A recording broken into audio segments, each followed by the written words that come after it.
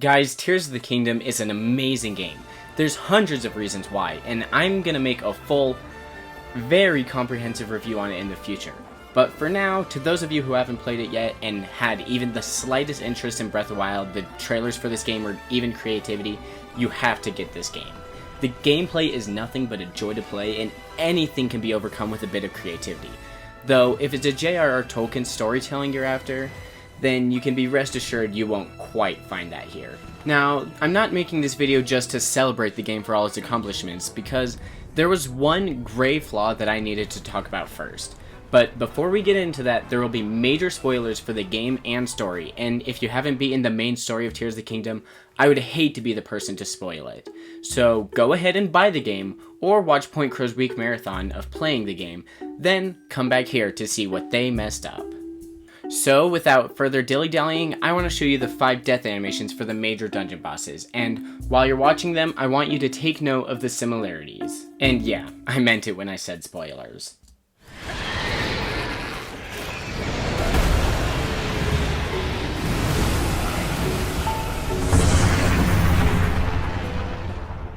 And with that, we can obviously see that each boss is different visually, which is a huge step from Breath of the Wild, but something that might sound really small is the fact that they all share nearly the exact same death animations. This could absolutely sound like a non-issue, and if we look at past Zelda games, we can see most bosses dying in a similar fashion by blowing up. So again, what's the issue here? While most bosses die with pops or even bangs, I'd argue that the best bosses end in a different way. If we look at the deaths of my favorite bosses, as I decided in the last video, we'll see a different trend. When other bosses died with a literal bang, these bosses often withered away in their own unique way. This is to say that while not the full reason these bosses were great, they each felt unique, and rather than get in your face with an explosion, they would use the context of the fight to tell a further story in their death. No boss besides Ganondorf does that the same way in Tears of the Kingdom, and that's so far the biggest issue. 5 excellent dungeons with pretty good boss fights can get you far, but there's a constant flow of repetition in the main story, and if you've played the game, you can probably guess what I'm about to bring up. And that would obviously be the dungeon doors, right?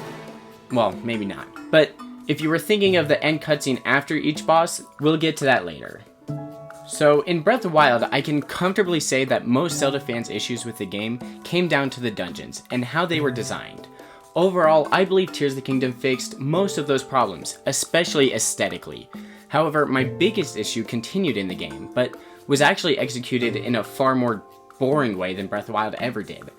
I love and appreciate the mostly unique themes and designs for dungeons in this game, and it's a fantastic breath of fresh air, no pun intended, but dungeons do remain different from classic 3D Zeldas in a monumental way. In the past, each dungeon followed a set path of puzzles and secrets that took you from key to eventually the boss key, and every dungeon felt like their own unique escape room. However, in Breath of the Wild and Tears of the Kingdom, the dungeons strictly follow a non-linear way of having open dungeons where you have to find numerous things to activate before you can activate the big thing, which starts the boss fight. Now, I understand why they chose to have more non-linear dungeons in these games, as the game itself is too, but in that case, why did they make Tears of the Kingdom's puzzles so much lamer? Now, when I say that, I'm mostly talking about the 3 most open dungeons of the Water Temple, Fire Temple, and Wind Temple, as the Lightning Temple and Spirit Temple to an extent, but only sorta, had more linear puzzle-focused designs. Those 3 felt lame in puzzle designs compared to Breath of the Wild in one big way, and that was the removal of changeable environments, such as the Trunk on Vah Ruta or the Center of Vah Naboris.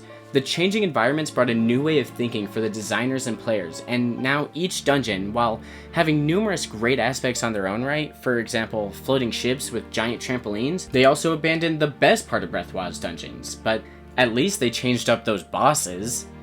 In Tears of the Kingdom, once you defeated the bosses, you would collect the Secret Stones, and receive a cutscene, and they would follow with dialogue that went along these lines. I am your ancestor from a time long past. I served the first king of Hyrule as a sage. You do something incredible with your power. You are my descendant. You defeated this monster, but the Demon King summoned it. Now, let me tell you about the Imprisoning War. So on and so forth, with a complete cutscene that plays pretty much the same as all others before. This repetition could be explained away as to allow dungeons to be played around in any order, but that's a pretty weak point, as there were many things the game could have done instead. For example, in Breath of the Wild, and even in this game, there would be slightly different dialogue whether Link had the Master Sword or not, and the same could be applied here, where if the player has seen one cutscene, they would play an alternate one.